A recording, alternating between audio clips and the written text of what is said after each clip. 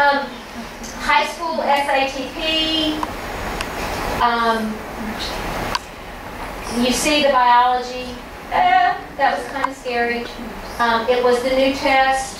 We did not make the changes. The high school and biology.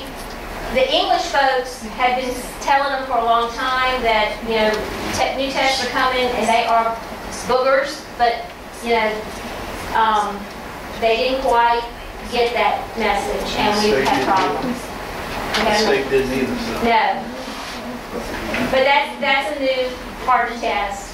Algebra 1, I would like to address that briefly with the fact that we did pull out some students out of our Algebra 1 classes this year. Last year. So with this testing, so that they felt like they weren't going to score as well, or were not quite as ready. They will have to test this year. So where do they go when you pull them? Into a transitional algebra class, or into another class.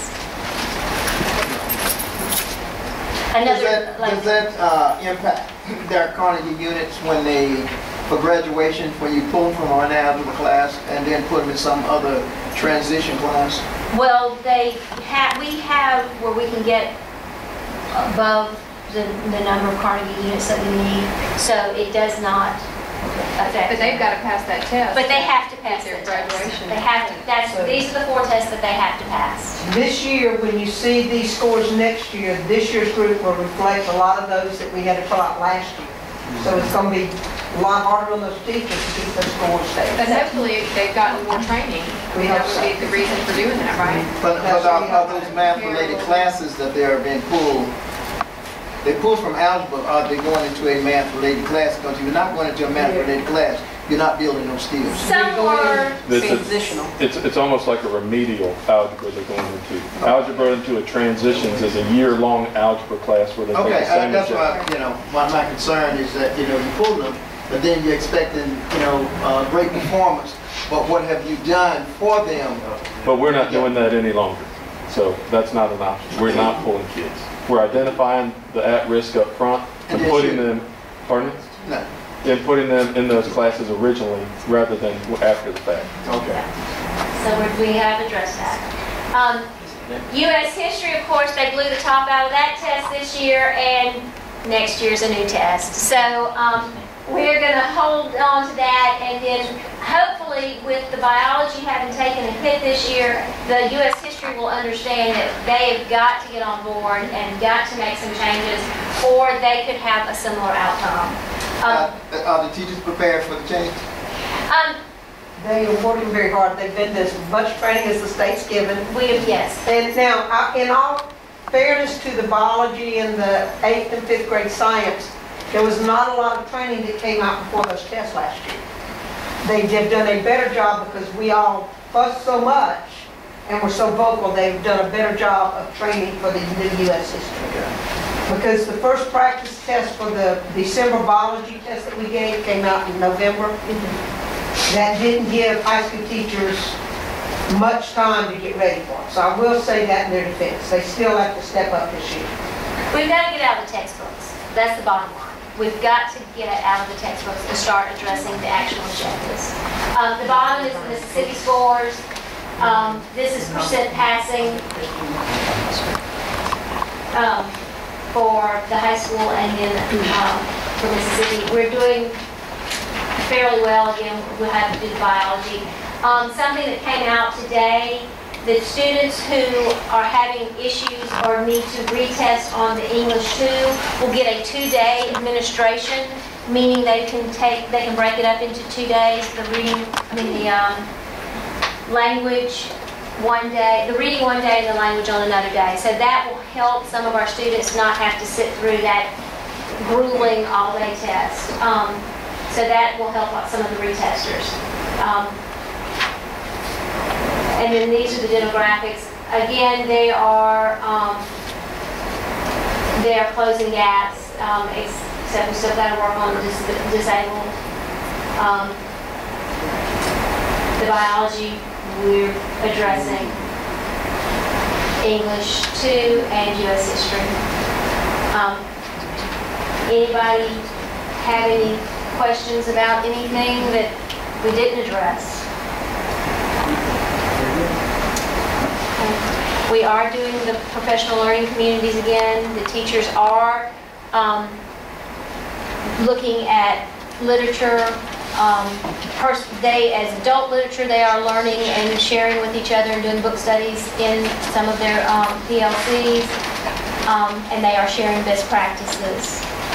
Will you go over, because I know Mr. Crocker had a question about textbooks, and reading and language arts, if you remember, we had put aside the money from the EOCL to cover the reading adoption because it's so expensive.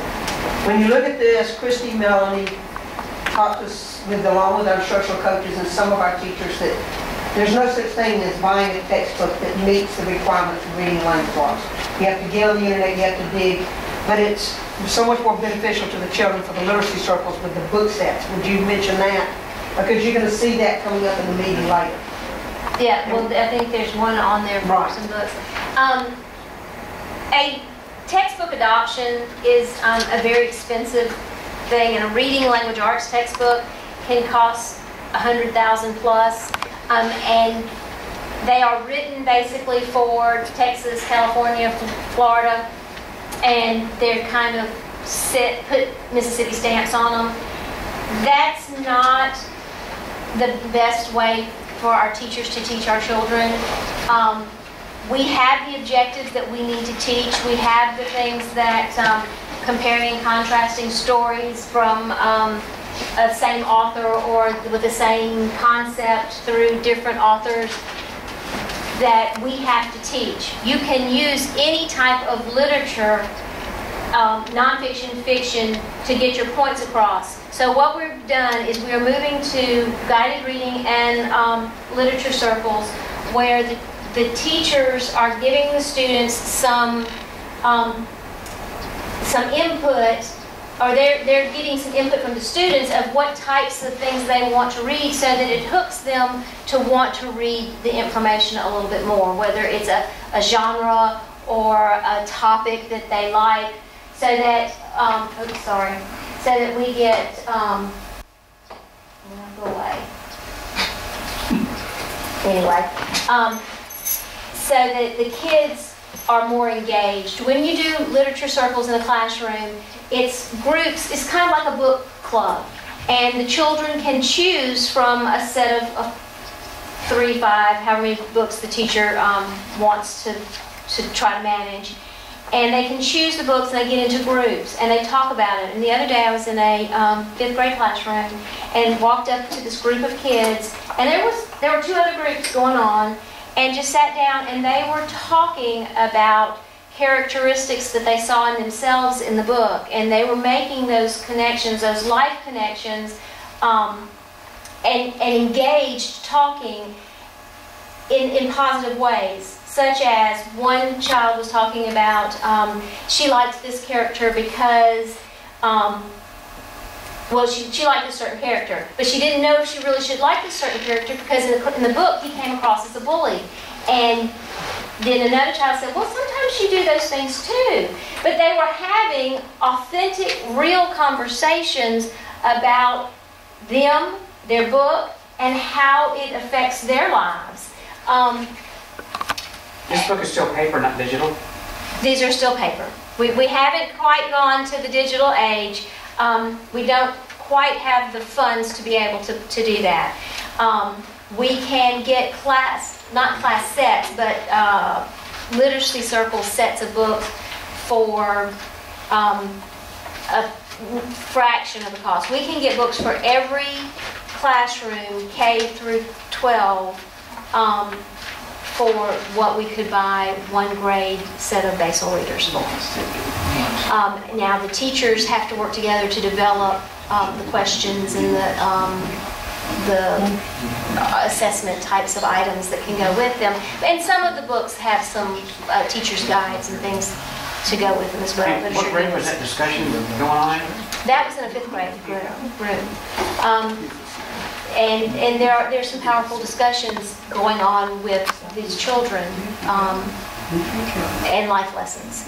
And in the Common Core, it talks about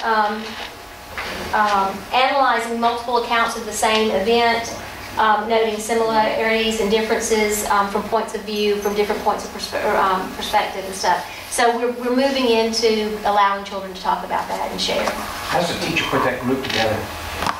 There are a variety of ways. They can either do it by ability or interest. So it depends.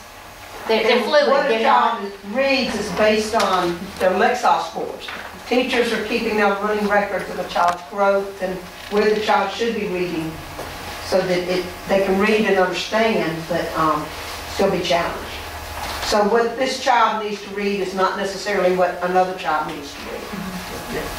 All right. So, Thank you. Thank you very much, ma'am. I would say my pleasure, but I think the principals are thrilled that I'm not in their buildings as much putting it together.